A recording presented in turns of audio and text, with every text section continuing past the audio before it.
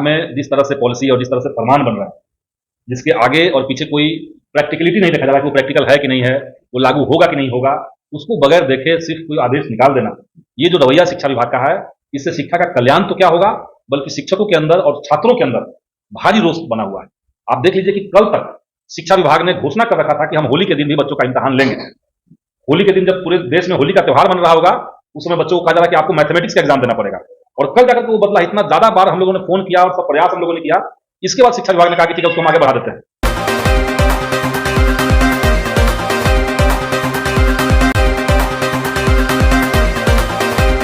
Science के अंदर जितनी पार्टियां हैं वो एकजुट रहेंगी। एनडीए की तरह कोई लोग छिटक करके चला जाएगा, कोई लोग तोड़फोड़ हो जाएगा, ये यहां संभावना नहीं है। भाजपा अगर पिछले बार का भी अपना देख ले तो वो 400 तो पार नहीं हो रहे हैं। सीटें उनकी कहीं बढ़ती हुई दिख नहीं रही है, बल्कि तमाम राज्यों में उनकी सीटें घट रही है, ये साफ साफ भाजपा को भी दिखता है।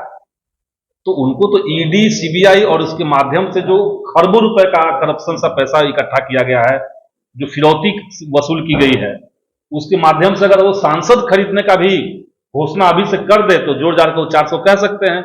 लेकिन इस बार जनता समझ चुकी है और किसी भी पार्टी को इस बार जनता चुनेगी भाजपा को हराने के लिए ही। पशुपति पारस का स्वागत करने आते हैं। देखिए, हम लोग स्वागत क्यों करेंगे? पशुपति पारस जी जिस पार्टी में थे, एनडीए के गठबंधन के थे, वहां से उनकी कोई वैचारिक टकराहट नहीं है। वो अलग हुए हैं तो सिर्फ इस सवाल पर अलग हुए हैं कि उनको सीटें नहीं दी गई या उनका वहां सम्मान नहीं हुआ।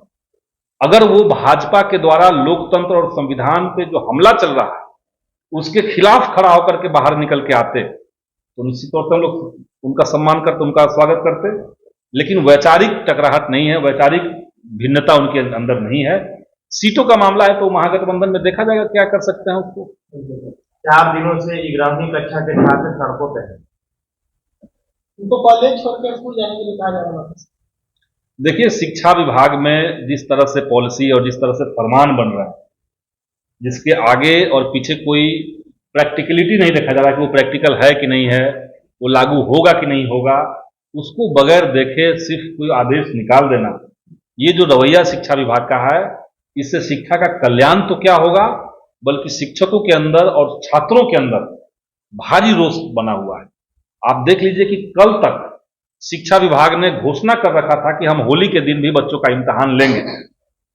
होली के दिन जब पूरे देश में होली का त्योहार बन रहा होगा, उस समय बच्चों को कहा जा रहा है कि आपको मैथमेटिक्स का एग्जाम देना पड़ेगा, और कल जाकर के वो बदला। इतना ज्यादा बार हम लोगों ने फोन किया और सब प्रयास हम लोगों ने किया, इसके बाद शिक्षा विभाग ने कहा कि ठीक है, उसको हम आगे बढ़ा देते हैं। तो यही रवैया अगर शिक्षा विभाग का रहेगा तो ये लोग बिहार में शिक्षा का कल्याण नहीं करेंगे, बल्कि शिक्षा को हमेशा एक विवादास्पद विषय बना के रखेंगे। नहीं हो रहा।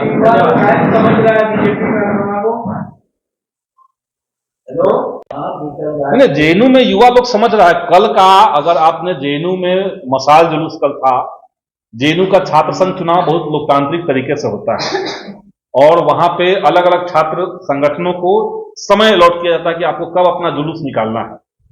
कल जेएनयू में जो मशाल जुलूस हुआ, जो यूट्यूब पे उसके वीडियोस वायरल हो रहे हैं, लोग देख रहे हैं, सोशल मीडिया में चल रहा है, उसमें साफ साफ दिख रहा है कि जेएनयू में 1500 वोट अगर कोई लाता है छात्र नेता तो उसको वो चुनाव जीतता है। तो 1500 की कैपेसिटी तो कल मशाल जुलूस में खुद दिख रही है और आम छात्र भी उसमें शामिल हैं। यानी जेएनयू ने एक क्लियर कट संदेश दे दिया है देश भर में कि भाजपा, आरएसएस और उनकी जो उच्च शिक्षा के अंदर साजिशें चल रही है उसको जेएनयू के आम छात्र खारिज कर रहे हैं। और जेएनयू जो आज कहता है कल देश वही कहता है। तो अभी जेएनयू ने अपना संदेश दे दिया है। आने वाले समय में जब बिहार का, देश का लोकसभा चुनाव होगा, वहां देश की जनता भी उस संदेश को देगी।